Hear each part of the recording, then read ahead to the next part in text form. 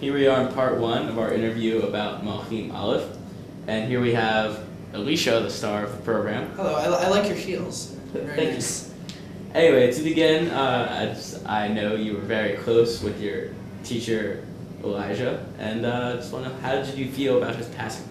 Well, I mean, of course I was very mournful. He was my mentor, he was my teacher, and I mean, he was almost like a father to me, and he was very holy, but at the same time, I mean, I'm glad that one silver lining is that, I mean, now I have an opportunity to sort of continue his legacy.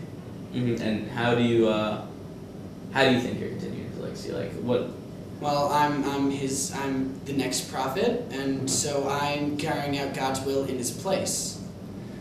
And I'm hoping that one day I will go up to heaven and join him.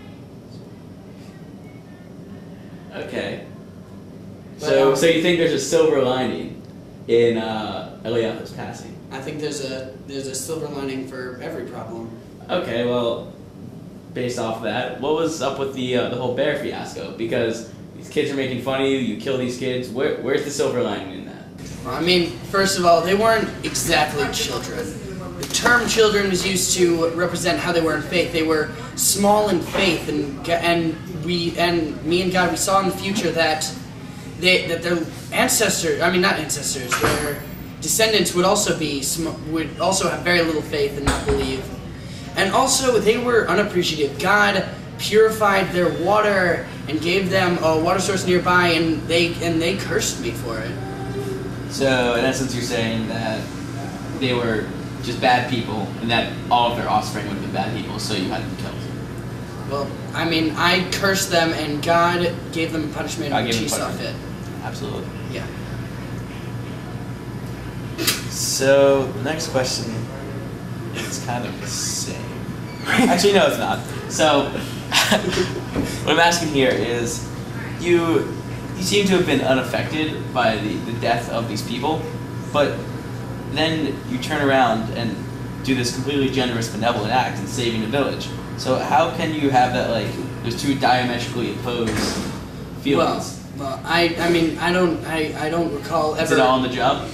No, I was not unaffected by watching these people die. I mean, they did deserve it, but at the same time, I don't like to see any human suffering. Uh-huh.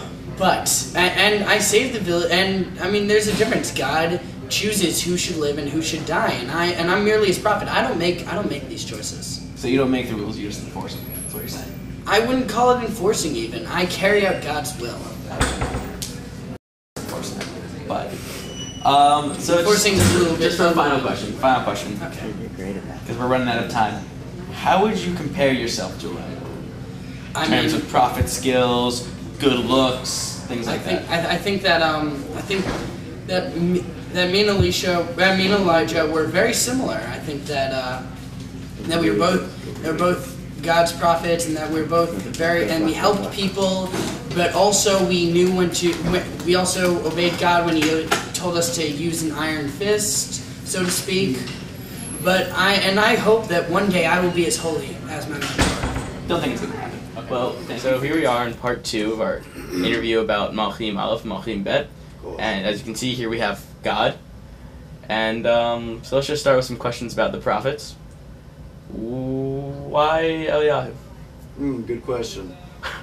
Well, he was really hardworking, extremely loyal, but on occasion I felt that he didn't care about the people enough, which is good, but a certain amount of fight is also good. Indeed. So just now about Elisha. Why Elisha?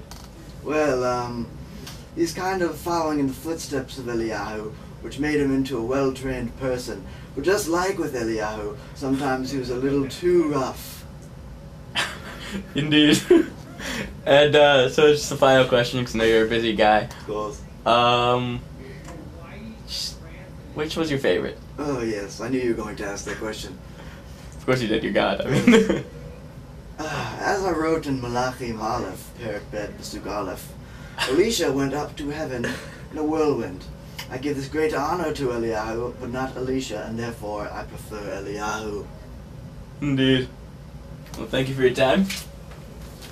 We are in our third and final part of the interview. We have Eliyahu here, Alicia's mentor. We are so similar. Right. Anyway, what was Alicia like as a student? Well, you see, he was really hardworking. He was a loyal guy, and he really helped me out.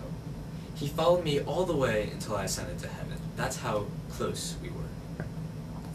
Okay, and what qualities do you think you imparted onto Alicia? Well, I definitely imparted my loyalty and my willingness to please God. However, I think I may also have imparted my brusqueness. So, I regret that. Okay. So speaking of briskness, it transfers right into the story of Alicia and the bears. Yes. So, what are your feelings on that? Well, you see, they weren't children. They were really just little in faith. I completely agree with this decision.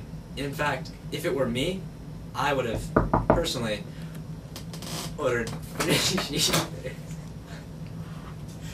Okay, so just one last thing. What do you think he was a good replacement for you? Absolutely. He has done many of the things I once did, such as splitting the Jordan, of course, Of course. providing water for the people of Israel, Of course. and resurrecting a dead child, which we both did. And it's, Of course. So that's it for now. thank you. Thank you very much. Thank you. It was a It's a pleasure to have you. pleasure. It's a pleasure coming down. From Always a heaven. pleasure. Pleasure coming down. From heaven. Thank you.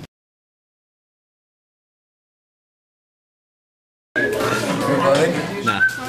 I see it's recording. The red dot is blinking. The red. If it's blinking, it means it's not recording. It's only when it's That is solid. such a lie. No, it's when it's solid.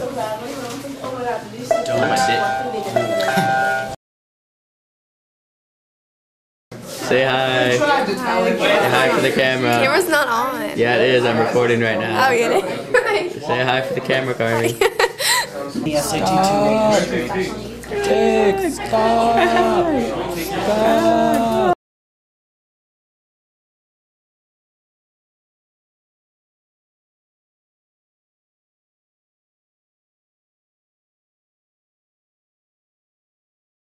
You guys have today's class. Please tell me I'm not being filmed. Yeah, being filmed myself.